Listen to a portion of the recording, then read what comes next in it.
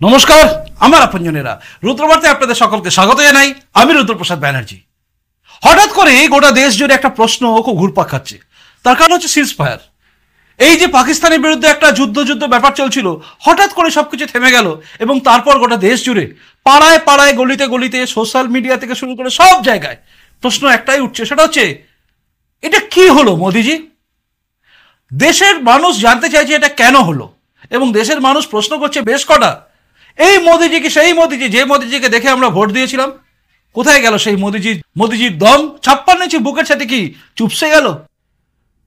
Iron lady Indira গান্ধীর সমতুল্য হওয়ার জায়গা কি মোদিজি কোনোদিন থাকবেন না? এর আগে অনেকগুলো জিনিস দেখেছি আমরা, কিন্তু কোথায় গেল পিওকে দখল করার ব্যাপারটা? কোথায় গেল মোদিজির সমস্ত কথা? ডোনাল্ড ট্রাম্পের চাপে কি মোদিজি হার স্বীকার করে নিলেন এবং এই সিজ ফায়ার ঘোষণা করে দিলেন? পাকিস্তানের সঙ্গে সমঝোতা করলেন কেন? এই সব প্রশ্নগুলো ঘুরপাক খাচ্ছে, তাই না? আর সব প্রশ্নের উত্তরগুলো যদি সাজিয়ে সাজিয়ে দেওয়া যায়, তাহলেই মনে হয় আপনার সমস্ত সন্দেহ কাটবে এবং তার সঙ্গে সঙ্গে ভাবতে সুবিধা হবে, বলতে সুবিধা হবে যে মোদিজি এটা কেন করলেন। চলুন শুরু করা যাক এই মুহূর্তের রুদ্রবার্তা। আমি জানি গোটা রাজ্যে গোটা দেশে বেশ কিছু মানুষ বেশ কিছু প্রশ্ন তুলে দিয়েছে, যে প্রশ্নগুলো কিন্তু ওটা স্বাভাবিক ছিল। সেটা হচ্ছে, আমরা দেখছিলাম যে 6 মে থেকে লাগাতার পাকিস্তানের ওপর আমাদের আক্রমণ ছিল এবং তারপর 7 তারিখে পাকিস্তান আক্রমণ করলো, তার পাল্টা আমরা করলাম, 8 তারিখে হলো, 9 তারিখে হলো, বেশ চলছিল। হঠাৎ করে কোথাও কিছু নেই, 10 তারিখে সিজ ফায়ার। এবং ডোনাল্ড ট্রাম্প বললেন যে দুটো দেশই মধ্যস্থতা করতে চেয়েছে, দুটো দেশের মধ্যস্থতায় অবশেষে সিজ ফায়ার ঘোষণা করা হয়েছে। এবং আমরা জানলাম যে ভারতবর্ষ বলেছে হ্যাঁ সিজ ফায়ার, পাকিস্তানও স্বীকার করলো সিজ ফায়ার। পাকিস্তানে খুশির মহল, পাকিস্তানে প্রেসিডেন্ট যিনি আছেন কি সব শরীফ ফরিফ আছে, তো ওরা খুব খুশি, আর মোল্লা মুনির সেও খুশি। জানি না কতটা খুশি কতটা দুঃখিত, কিন্তু পাকিস্তানের লোকজন কি করবে সেটা আমরা কদিন পরে দেখতে পাবো। কিন্তু দেশ জুড়ে প্রশ্ন উঠে গেছে মোদিজিকে নিয়ে। অনেক কিছু আমরা আশা করেছিলাম, সেগুলো হলো না কেন? আদৌ মোদিজি কি ইন্দিরা গান্ধীর সমকক্ষ? 1971 সালে ইন্দিরা গান্ধী যা করেছিল, কই মোদিজি তো তা করতে পারলেন না। যুদ্ধ কই যুদ্ধ তো হলো না, তাই না? তো এখানে ধাপে ধাপে বেশ কিছু বলার আছে। যেমন শশী থারুর, কংগ্রেসের একজন নামকরা একজন এমপি। তো কংগ্রেসের এমপি তিনি কিন্তু একটা খুব সুন্দর কথা বলেছেন। তিনি বলেছেন যে 1971 সিচুয়েশন আজকের সিচুয়েশন 2025 এক নয়, সেদিনে যা ছিল আজকে যা, দুটো এক নয়। কিন্তু আমরা এটা শুনবো না। আমরা দেখব যে সত্যিকার ইতিহাস ঘেঁটে যে 1971 আর 2025 এই দুটোর মধ্যে কোথায় পার্থক্য আছে, কেন মোদিজি পারলেন না যেটা ইন্দিরা গান্ধী পেরেছেন। প্রথম ধাপটা ভালো করে শুনবেন, তারপরে আমি অন্যগুলো নিয়ে আসছি। 1971 সাল ভারত পাকিস্তান যুদ্ধ, অধুনা বাংলাদেশ তখন ছিল পূর্ব পাকিস্তান। যুদ্ধ শুরু হলো, ইন্দিরা গান্ধী তখন প্রধানমন্ত্রী, তাই তো? 1971 সালের 3রা ডিসেম্বর থেকে শুরু হয়েছিল ভারত পাকিস্তান যুদ্ধ, যেটা বাংলাদেশে, এবং শেষ হয়েছিল 16ই ডিসেম্বর। অর্থাৎ প্রায় 13 দিন লড়ার পরে, যুদ্ধ করার পরে অবশেষে জানা গেল বাংলাদেশে থাকা পাকিস্তান, যেগুলো পূর্ব পাকিস্তান ছিল, তার সেনারা 93,000 সেনা পরিবার সমেত নিয়ে তারা আত্মসমর্পণ করলো। 93,000 কিন্তু শুধু পাক সেনা ছিল না, তার সঙ্গে সঙ্গে তার পরিবারকেও গোনা হয়েছিল, নিয়ে তারা সবাই আত্মসমর্পণ করেছিল। এবং এর মধ্যে বাঙালি বেশ কিছু ছিল যারা সাপোর্ট করেছিল, রাজাকার যারা ছিল তারাও সাপোর্ট করেছিল পাকিস্তান ফৌজকে, তারা আত্মসমর্পণ করলো। কিন্তু বেশ কিছু প্রশ্ন এসে যায় সেই 1971 সালের কথা থেকে। 1971 সালে যুদ্ধে ভারতীয় কতগুলো সেনা মারা গেছিল জানেন? 2500 থেকে 3843 জন। 43 জন সেনার মৃত্যুর বিনিময়ে, বলিদানের বিনিময়ে পাকিস্তানকে আমরা বাংলাদেশ করলাম। আর ইনজিওর্ড সংখ্যা প্রায় 12,000। আর পাকিস্তান সেনা যারা মরেছিল তাদের সংখ্যা হচ্ছে 9,000। 9,000 পাক সেনার মধ্যে রাজাকারও ছিল, এরা মরে গেছিল। এবার এই যে যুদ্ধটা হয়েছিল, সেই যুদ্ধের সময়টা কি ছিল? 1971 সালে যে যুদ্ধ ইন্দিরা গান্ধী লড়েছিলেন, বা বলা হয় তার নেতৃত্বেই হয়েছিল, তাই স্বীকার করার জন্য কোনো জায়গা নেই, অবকাশ নেই, স্বীকার করতেই হবে, হয়েছিল। কিন্তু সেই যুদ্ধ হয়েছিল কেন, কি করে হয়েছিল? তার কারণ হচ্ছে অধুনা বাংলাদেশ বা সেদিনের পূর্ব পাকিস্তান, সেখানে কিন্তু বঙ্গবন্ধু মুজিবুর রহমান মুক্তিযোদ্ধাদের তৈরি করেছিলেন।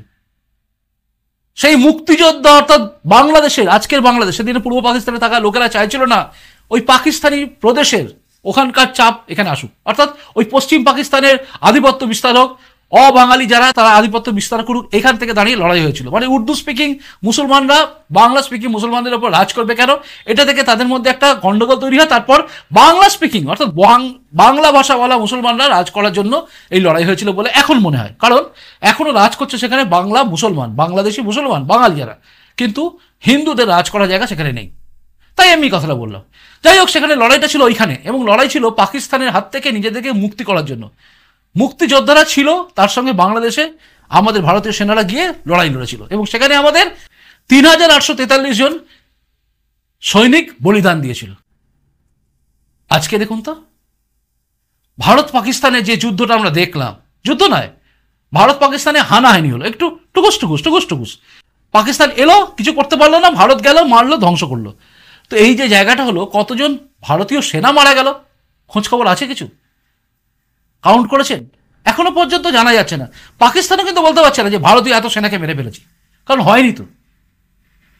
আর একটা প্রশ্ন খুব বড় ঘুরপাক খায়, জানেন তো, ইন্দিরা গান্ধীর এত ক্ষমতা ছিল, ইন্দিরা গান্ধীর এত ক্ষমতা ছিল, ইন্দিরা গান্ধীর এত ক্ষমতা ছিল, তাহলে পাক অকুপাইড কাশ্মীরটা সেদিন দখল করেননি কেন? ইন্দিরা গান্ধীর যদি এতই ক্ষমতা ছিল, বাংলাদেশকে নিয়ে এলেন, করতে পারলেন, মানে পাকিস্তানের বিরুদ্ধে যুদ্ধ করে বাংলাদেশ করলেন, এটা বাস্তব সত্যি, কিন্তু সেখানকার লোক ছিল, লড়াই লড়েছিল। তাই তাহলে যদি ক্ষমতা বেশি থাকতো, তাহলে জম্মু কাশ্মীরকে কেন নিজের কন্ট্রোলের মধ্যে নিলেন না? কেন ইন্ডাস ট্রিটি, সিন্ধু জল চুক্তি, এটাকে কেন নষ্ট করলেন না? কেন শেষ করলেন না? 1960 থেকে শুরু করা আজ অব্দি কেন চলছিল? কেন শুধু মোদিজি পারলেন, কেন পারলেন না? এই প্রশ্নটা ওঠে। বারবার এত কিছু হয়েছে, তাও কিছু পারেননি কেন? অর্থাৎ ইন্দিরা গান্ধী যে কাজগুলো করেছেন, বাংলাদেশকে স্বাধীন করেছেন, এটা যেরকম অস্বীকার করা যায় না, তেমনি একটা কথা কিন্তু বলতেই হবে যে পাক অকুপাইড কাশ্মীরটা কেন দখল করতে পারলেন না? এতই যার ক্ষমতা ছিল, তিনি পাক অকুপাইড কাশ্মীরটা দখল করলেন না কেন? কেন ভারতীয় সেনাবাহিনীর এত ক্ষতি হয়েছিল? এই প্রশ্নগুলো এবার কিন্তু উঠবে, কারণ তুল্য মূল্য বিচার করতে গেলে। যাই হোক, ইতিহাসের পরিপ্রেক্ষিতে বর্তমানকে নিয়ে আমি বোঝালাম যে মোদিজি যেটা করেছেন সেখানে গিয়ে কিন্তু খাটলো না। ইন্দিরা গান্ধীর সঙ্গে তুলনা করতে গেলে খাটবে না, কারণ এখন যে লড়াইটা হচ্ছে, পাকিস্তানের ভেতরে কেউ নেই যে পাকিস্তানের বিরুদ্ধে লড়াই লড়ছে। বালুচিস্তান আছে, কিন্তু বালুচিস্তান যে জায়গায় আছে, পাকিস্তানকে টপকে সেখানে যেতে হবে। ইন্টারন্যাশনালি আজকে যে পরিস্থিতি আছে, সেদিনে সেই পরিস্থিতি ছিল না। তাই ভাবতে হবে, যার জন্য শশী থারুর যে কথাটা বলেছেন সেটা ঠিক, যে সেদিনের পরিস্থিতি আজকের পরিস্থিতি সম্পূর্ণ আলাদা। এবার আসি আর একটা কথায়, মোদির বুক চুপসে গেল। আচ্ছা, যারা বলছেন তারা কি এই টেররিস্ট অ্যাটাক যেগুলো গোটা ভারতবর্ষ জুড়ে হয়েছে, সেগুলোকে একবার দেখেছেন? কার কার সময় কত কি হয়েছে দেখেছেন? আমি একটু বলতে থাকি আপনার। 1993 সালে মুম্বাই ব্লাস্ট, অর্থাৎ বোম্বে ব্লাস্ট, তখন বোম্বাই নাম ছিল, সেই ব্লাস্ট মনে আছে নিশ্চয়ই। কতজন মারা গিয়েছিল? 257 জন। আমি বলছি, মিথ্যা বলছি না, আপনি দেখতে পাচ্ছেন 257 জন মারা গেছিল, 257 জন মারা গেছিল। আচ্ছা, তখন কি পাকিস্তানের দিকে একবারও আক্রমণ করার কথা ভাবা হয়েছিল? তখন প্রধানমন্ত্রী ছিলেন কিন্তু PV নরসিংহ রাও, উনি বিজেপির ছিলেন, কংগ্রেসের ছিলেন, তাই তো? এবার চলে আসুন ওইখান থেকে 2006 মুম্বাই ট্রেন ব্লাস্ট, অর্থাৎ মুম্বাই ট্রেনে বোম ব্লাস্ট হয়েছিল, যেটা ব্লাস্টিং, এটা হয়েছিল 2006 সালে। তখন কে প্রধানমন্ত্রী ছিল? প্রধানমন্ত্রী ছিল মনমোহন সিং। তখন UPA 1 মানে CPM সমর্থন করছে, তাই তো? মারা গিয়েছিল কজন? 209 জন। 209 জন, শুনছেন ঠিক, 209 জন মারা গেল। কিন্তু পাকিস্তানের বিরুদ্ধে একবার আক্রমণ করতে পারলো কি? উত্তর হচ্ছে না। এরপর 2008 26/11/2008 টোটাল মারা গেল কজন? মারা গেল 166 জন। আপনারা জানেন নিশ্চয়ই, এত নৃশংসভাবে, নিষ্ঠুরভাবে জঘন্য টেরোরিস্ট আক্রমণ কিন্তু ওই হয়েছিল, ওই 26/11 হয়েছিল 2008। আজমল কাসব থেকে শুরু করে সবাই ঢুকেছিল এবং টেরর অ্যাটাক হয়েছিল। কিভাবে গুলি করে খুন করা হয়েছিল ভারতীয়দের, এটা আপনারা সবাই জানেন। তার বদলা কি একবারও নেওয়া হয়েছে? তখনও তো প্রধানমন্ত্রী আছেন মনমোহন সিং, UPA 1। কি মনে পড়ছে? ইতিহাসের পাতা ঘাঁটলেই বেরোবে যে সেদিন মনমোহন সিং কিন্তু কিচ্ছু করেনি, মানে কংগ্রেস কিচ্ছু করেনি, না CPM এর লোকেরা চেঁচিয়েছে, না তৃণমূল বলেছে, না কেউ বলেছে, কেউ বলেনি, কিচ্ছু বলেনি। একের পর এক অ্যাটাক হয়ে গেছে, কিন্তু এরা সব স্পিকটি নট ছিল, পাকিস্তানের বিরুদ্ধে একটা শব্দ বের করেনি। হামিদ আনসারি থেকে শুরু করে এরা আবার পাকিস্তানের গুণগান গায়। নটওয়ার লাল না কে ছিল একজন, তো সেও আবার গুণ গেয়েছিল। তো তো সবাই তো মোটামুটি গুণ গেছে পাকিস্তানে, কিন্তু পাকিস্তানে ঢুকে অ্যাটাক করবে এটা কেউ ভেবেছিল? উত্তর হচ্ছে না। এলো 2014 সাল, ক্ষমতায় এলেন নরেন্দ্র মোদী। আমরা সবাই ভোট দিয়ে নিয়ে এলাম নরেন্দ্র মোদীকে, তাই তো? 2014 ক্ষমতায় এলো, 2016তেই হলো সেই কাণ্ড, যে কাণ্ডটা আমরা চমকে গেলাম, সেটা হচ্ছে উড়ি। সেপ্টেম্বর 18, 2016 উড়িতে হলো আক্রমণ, সেনাবাহিনী ছাউনিতে আক্রমণ হলো এবং সেখানে মারা গেল 19 জন সেনা, ভারতীয় সেনা। তার বদলা নরেন্দ্র মোদী কিন্তু নিলেন মানে কিরকম ভাবে নিলেন? Surgical strike 1। আপনারা জানেন উড়ির আক্রমণের পরে কিন্তু সার্জিক্যাল স্ট্রাইক হয়েছিল, মনে আছে নিশ্চয়ই? সেই সার্জিক্যাল স্ট্রাইক করে 40 জন টেররিস্টকে মারা হয়েছিল। এরপরে 2019 সুইসাইড বোম্বার, 2019 সালে সুইসাইড বোম্বার 14 ফেব্রুয়ারি 2019 ব্লাস্ট করালো, সিআরপিএফ এর কনভয়ের উপর ব্লাস্ট হলো এবং সেখানে মারা গেল আমাদের আধা সামরিক বাহিনীর 40 জন। আধা সামরিক বাহিনী থেকে 40 জন মারা গেল, আপনারা জানেন নিশ্চয়ই। এই পুলওয়ামা অ্যাটাকের পরে কি হয়েছিল আপনাদের নিশ্চয়ই মনে আছে। সার্জিক্যাল স্ট্রাইক 2, বালাকোটে এয়ারফোর্সের একটা আক্রমণ। সেই আক্রমণে কতজন মারা গেছিল? বলা হয় প্রায় 300-র উপর জঙ্গি খতম হয়ে গেছিল, যারা এই পিওকে মানে পাক অকুপাইড কাশ্মীরের মধ্যে বালাকোটে তারা ছিল, ঘাঁটি গেলে সেই ঘাঁটিটা গুঁড়িয়ে দেওয়া হয়। এই তথ্যটা কি করে পাওয়া যায় 200 থেকে 300 জন? কারণ 300টা ফোন, মোবাইল ফোনের তখন লোকেশন ওখানে ছিল এবং প্রত্যেকটা ফোন অন ছিল, সে সময় অ্যাটাক হয়েছে। এরপর যারা বলেন কিচ্ছু হয়নি তারা তো বলবেনই, তবে ওখানে গণকবর দেখতে পাওয়া গেছিল। ওখানে মনে রাখবেন ওই সার্জিক্যাল স্ট্রাইক হয়েছিল কিন্তু 26 ফেব্রুয়ারি, 12 দিন পরে। 12 দিন পরে হয় সার্জিক্যাল স্ট্রাইকের পরে এপ্রিল মাসে কিন্তু ইন্টারন্যাশনাল রিপোর্টারদের নিয়ে গেছিল পাকিস্তান এবং সেখানে গিয়ে তাদের দেখিয়েছিল যে কিছু হয়নি। ভাবুন, হলো কবে? হলো 26 ফেব্রুয়ারি, তারপরে এপ্রিল মাসে নিয়ে গেল সমস্ত বৈদেশিক লোকেদের, যারা বিদেশি সংবাদ মাধ্যম, তাদেরকে নিয়ে গেল। তার কারণ হচ্ছে বোঝানোর জন্য যে সেখানে কিছু হয়নি। ততদিনে কবর দিয়ে পুরো সাফা করে দেওয়া হয়েছে। বলা হয়েছিল জায়গা জমি কিছু ভেঙে গেছে। আর আমাদের এখানকার মুখ্যমন্ত্রী থেকে শুরু করে অনেকে বললেন ওখানে খালি কাক মরেছে, গাছ ভেঙেছে, আর কিছু হয়নি। মানে ওই তালে তালে মেলানোর মতো আর কি। কিন্তু হয়েছিল 18 সেপ্টেম্বর 2016 হয়েছিল উড়িতে, আর 29 সেপ্টেম্বর 2016তেই হয়েছিল কিন্তু সার্জিক্যাল স্ট্রাইক 1। 14 ফেব্রুয়ারি 2019 হয়েছিল পুলওয়ামা অ্যাটাক, 26 ফেব্রুয়ারি 2019 হয়েছিল কিন্তু বালাকোট অ্যাটাক মানে সার্জিক্যাল স্ট্রাইক 2। এবারে এলো 22 এপ্রিল। আপনারা জানেন আমাদের 26 জন মারা গেল। 26 জনকে মেরে দিল কারা? পাকিস্তানের পাঠানো এই টেরোরিস্টরা, যারা ইসলামিক টেরোরিস্ট, জঙ্গি, তারা মারল। আচ্ছা, এবার কি কথা ছিল যে ভারত এর জবাব দেবে, পাকিস্তানে থাকা টেরোরিস্টদের বুঝিয়ে দেবে ভারত কি পারে। আচ্ছা, ভারত কি করেনি? নরেন্দ্র মোদী কি করেননি? উত্তর হচ্ছে হ্যাঁ, করেছিলেন। 22 তারিখে হওয়ার পরে সবাই ভেবেছিল হবে না। 7 তারিখে ছিল মক ড্রিল করার জায়গা। মক ড্রিল করার নাম করে যখন সবাই ব্যস্ত, ভাবছে মক ড্রিল হবে, তার পরের দিন সবাই হাসাহাসি করছে, থালা বাজানোর মতো মক ড্রিল হবে, তখনই 6 তারিখে কিন্তু অ্যাটাক হয়ে গেল। আপনি এই মোদিজিকে বলবেন পারে না? কোথায় হলো আক্রমণ? হলো আমাদের এয়ারফোর্স কোথায় কোথায় আক্রমণ করলো? আক্রমণ করলো কোথায় না, 9টা জায়গা। 9টা জায়গার মধ্যে 6টা হচ্ছে পাক অকুপাইড কাশ্মীরে, আর 3টে হচ্ছে একদম পাকিস্তানের ভেতরে। গুঁড়িয়ে দিল টেরোরিস্টদের জায়গা। জয়সে মোহাম্মদ, লস্করে তৈবা, এদের মাথাগুলো সব শুয়ে পড়লো। মাসুদ আজহার কান্নাকাটি করতে শুরু করে দিল, বললো যে আমাকে কেন আল্লাহ মেরে দিল না, আমার সমস্ত লোককে মেরে দিয়েছে। গণকবর সবাইকে কাঁধে করে নিয়ে যাওয়া, আপনারা দেখেছেন যে কতজনকে মারা হয়েছে। ভারতবর্ষে সবাই বললো বেশ, আমাদের সম্পূর্ণ হয়ে গেছে, আমাদের বদলা নেওয়া শেষ। কি আপনি বলেননি যে বদলা নেওয়া দেখিয়ে দিল ভারত কি পারে? সবাই আনন্দে আমরা হই করেছি, সবাই চারিদিকে পুজো দেওয়া হয়েছে, হয়নি? আমি মিথ্যা কথা বলছি? 7 তারিখে সবাই পুজো দিয়েছি তো। 7 তারিখে আমরা আনন্দ করলাম, আর 7 তারিখ রাত্রিবেলা যখন পাকিস্তান ড্রোন পাঠালো তখন আমরা চিন্তায় পড়ে গেলাম যে অ্যাটাক করলো। 7 তারিখ রাত্রিবেলা যখন পাকিস্তান তাদের বদলা নেওয়ার চেষ্টা করলো, ভালো করে বুঝবেন, টেরোরিস্ট ক্যাম্পগুলোকে গুঁড়িয়ে দেওয়া হয়েছিল, কিন্তু তার বদলা পাকিস্তান নিয়েছিল ভারতবর্ষের বুকে সমস্ত জায়গায় মারার জন্য। ড্রোন পাঠিয়েছিল 300 থেকে 400, কিন্তু কাঁচকলা। ভারতবর্ষের যে সুদর্শন চক্র বা S-400, ভারতবর্ষের যে এয়ার ডিফেন্স সিস্টেম সবচেয়ে উন্নত, সেই উন্নত এয়ার ডিফেন্স সিস্টেম একটা পাকিস্তানি মিসাইল বা এই পাকিস্তানি ড্রোনকে ভারতের মাটিতে পৌঁছতে দেয়নি, আকাশে শেষ করে দিয়েছে। এই কাজটা যে করলো, যে কিনে নিয়ে এলো, সে কে? সেও নরেন্দ্র মোদী, তাই না?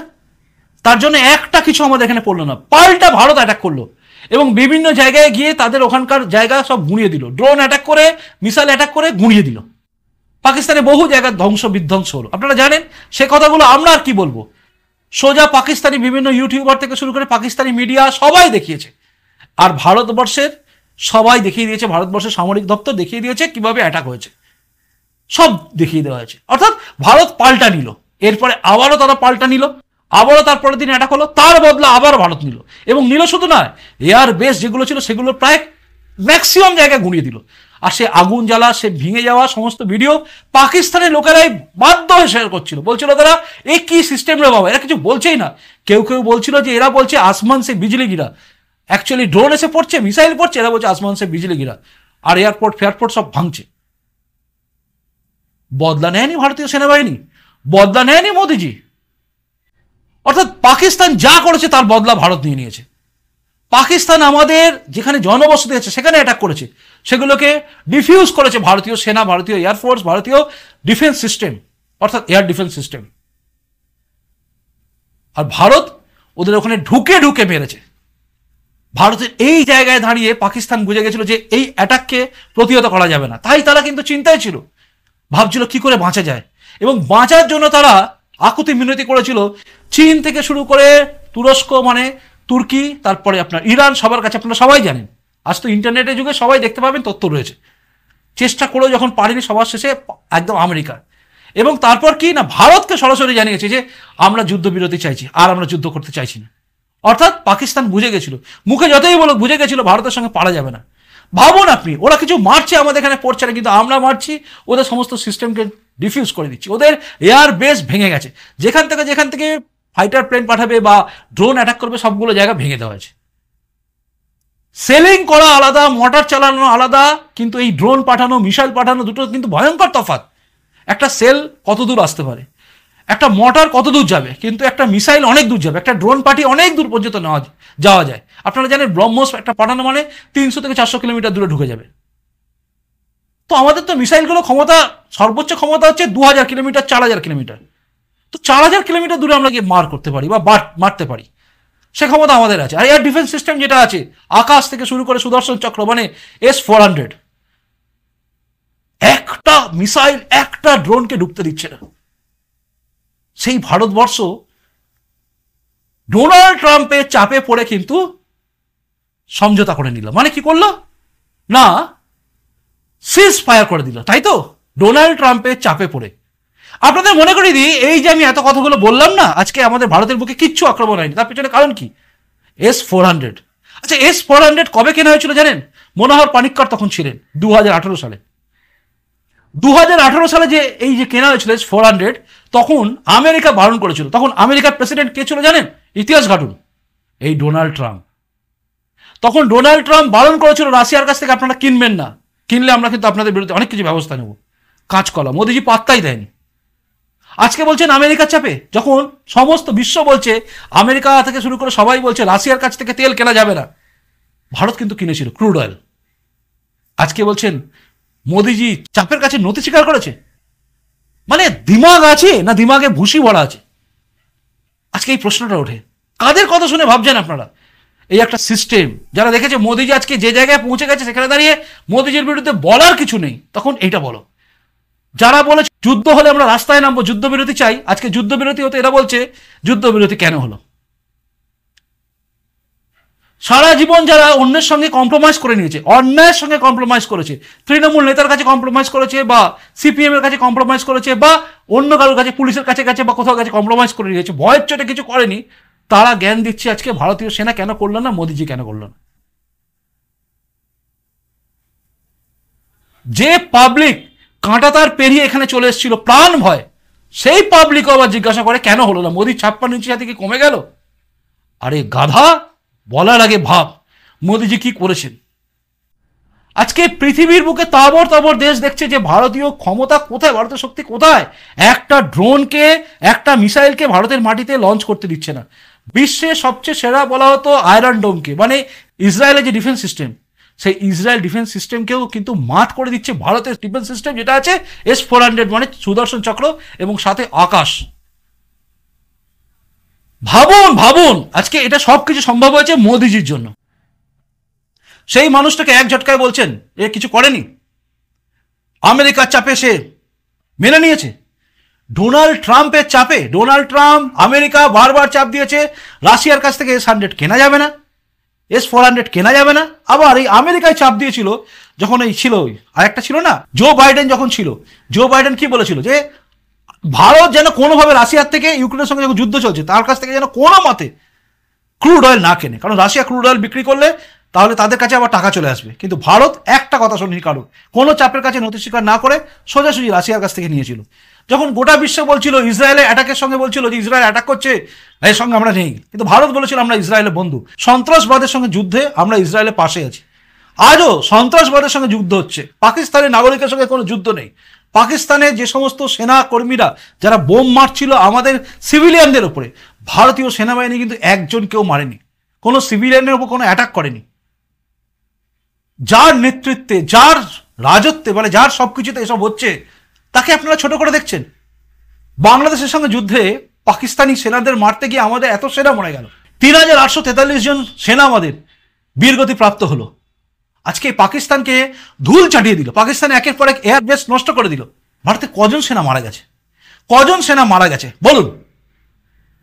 মানে এরা কারা যারা চায় যে ভারতের সেনা মরেই যাক, শুধু ভারতের সেনা মরে যাক, ভারতের লোক মরে যাক, যুদ্ধটাও মানে যেহেতু আমি ঘরে বসে এসিতে বসে আরাম করে বসে টিভিতে দেখতে পাচ্ছি যুদ্ধ হচ্ছে, আর কিছু অ্যাঙ্কারও আছে এমন করছে যেন তারা যুদ্ধক্ষেত্রে ঢুকে গেছে, এই আসছে এই আসছে এই যাচ্ছে এই ঢুকে গেল এই ঢুকে গেল, হ্যাঁ কিচ্ছু হয়নি এরকম।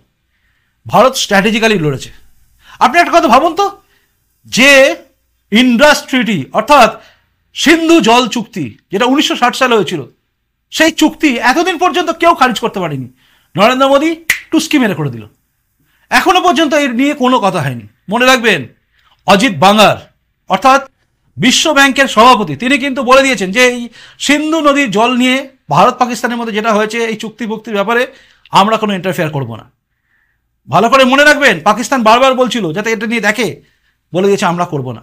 এই যে সিজ ফায়ার হয়েছে এর মধ্যে কিন্তু কোথাও লেখা নেই যে ভারত এই চুক্তিটা মেনে নিচ্ছে যে ছেড়ে দেবো। উল্টে ভারতবর্ষ কি বলেছে, এরপরে একটা যদি অ্যাটাক হয়, টেরোরিস্ট অ্যাটাক হয়, সেটাকে অ্যাক্ট অফ ওয়ার হিসেবে ধরে নেব। পাকিস্তানের হুমকি যে জল বন্ধ করলে আমি অ্যাক্ট অফ ওয়ার হিসেবে ধরে নেবো, মিসাইল দেখে দেবো লবণাঙ্কা, কিন্তু ভারত বলেছে মানে ঢুকিয়ে দেবে। আর এটা মোদিজি, মোদিজি ভরসা রাখতে পারেন, ধৈর্য রাখুন। মোদিজি যেটা বলেছেন করেছেন। আমি আপনাদের বারবার বলি, মোদিজি যেটা বলেন সেটা করেন, যেটা বলেন না সেটাও করেন। তার উদাহরণ হচ্ছে সবাইকে বলেছে 7 তারিখে আপনারা সবাই মক ড্রিল করুন, আর 6 তারিখে রাত্রিবেলা অ্যাটাক করে দিয়েছে। যে মোদিজি এগুলো করছেন সেই মোদিজির উপর ভরসা আপনাদের নেই। এ তো এরকম ঘটনা ঘটে যাচ্ছে, নিজের বাপকে ভরসা না করে পাড়ার লোককে বলছেন ওর ওপর আমার ভরসা আছে। নিজের প্রধানমন্ত্রীর উপর ভরসা রাখুন। পাকিস্তানের লোক দেখবেন কদিনের মধ্যে এই পাকিস্তানের প্রধানমন্ত্রী এবং এই যে মুনির মোল্লা মুনির আছে এদেরকে লাথি মেরে বের করে দেবে, কারণ ওরা বুঝে গেছে কোথায় ক্ষতি হয়েছে। পাকিস্তানি লোক বুঝে গেছে হারে হারে যে আমাদের কি করে দিয়েছে ইন্ডিয়া, ভেঙে দিয়েছে, গুঁড়ি দিয়েছে। ভারতে থাকা কিছু হারামজাদা লোক আছে, তারা এগুলোকে উল্টো বলছে যে পাকিস্তানে ক্ষতি হয়নি, আমার ক্ষতি হয়েছে। এই হারামজাদা লোকগুলোকে বাদ দিলে বাকি দেখুন পাকিস্তানের বুকে বসে থাকা সবাই বলছে যে হ্যাঁ পাকিস্তানের ক্ষতি হয়েছে। তাই আজকে আপনাকে ভাবতে হবে আপনি কোন পক্ষে আছেন। দেখুন আমার কথা বলুন, আমি বলছি সবসময় যে মোদিজি যেটা করেছে ঠিক করেছে। এই যে সিজ ফায়ার হয়েছে, সিজ ফায়ারে কোথাও লেখা নেই কিন্তু যে আবার অ্যাটাক করলে আমি কিছু করবো না, করলেই করবো। তাই ভরসা রাখুন, ধৈর্য রাখুন। নরেন্দ্র মোদী যেটা বলেন সেটা করেন, যেটা বলেন না সেটাও করেন। মানে जो मैं बोलता हूं वो तो मैं करता हूं, जो मैं नहीं बोलता वो डेफिनेटली करता हूं। এই ডায়ালগটা কিন্তু মোদিজির ক্ষেত্রে একদম খাটে। তাই ভরসা রাখুন, বিশ্বাস রাখুন। যে মানুষটা ভারতবর্ষকে বাঁচানোর জন্য কারোর কথা না শুনে S-400 কিনতে পারেন এক কথায়, এত ভারতবর্ষে থাকা সমস্ত রাজনৈতিক দল বাধা দিয়েছিল, এত টাকা খরচ করে S-400 কেনার কি দরকার আছে? সেদিন কারোর কথা শোনেননি। আমেরিকার চাপ, ভারতের লোকের চাপ, আভ্যন্তরীণ চাপ, কারোর কথা শোনেননি। তিনি জানেন ভারতকে বাঁচাতে হবে। আজ আপনি আমি সুরক্ষিত আছি একটাই কারণ, কারণ মোদিজি মাথার উপরে আছেন। তিনি S-400 বিছিয়ে দিয়েছেন আমাদের মাথার উপর, যাতে আমাদের উপরে কোনো অ্যাটাক না হয়। বাংলাদেশ ভয় কাঁপছে যে ভারতের ডিফেন্স সিস্টেম কি, যা পাকিস্তানকে পাত্তা দিচ্ছে না। চীন ভাবছে আমরা কোথায় আছি, আমেরিকা ভাবছে আমার F-16 মেরে নামিয়ে দিল। ভারত আজকে কোন জায়গায় আছে? সবাই চিন্তায় আছে। রাশিয়া খুশি, ইসরায়েল খুশি, চীনও ভাবছে ভারত কোথায় যাচ্ছে। সেখানে আমরা ভাবছি মোদিজি কি করেছে। ভরসা রাখুন মোদিজির ওপরে। যাই হোক, এটা ছিল এখনকার রুদ্রবার্তা। যদি মনে আমি কথা ভুল বলেছি জানাবেন, না যদি মনে ঠিক বলেছি ভিডিওটাকে শেয়ার করবেন, সবার কাছে শেয়ার করবেন, কমেন্ট করে জানাবেন আপনি কি ভাবছেন, লাইক করবেন। আর নতুন এসে থাকলে চ্যানেলটা সাবস্ক্রাইব করে আমার পাশে থাকবেন, আমার আপনজন হয়ে। খুব ভালো থাকুন। দেখা হচ্ছে পরের রুদ্রবার্তা থেকে। নমস্কার, বন্দে মাতরম, ভারত মাতা জয় হোক, জয় হিন্দ।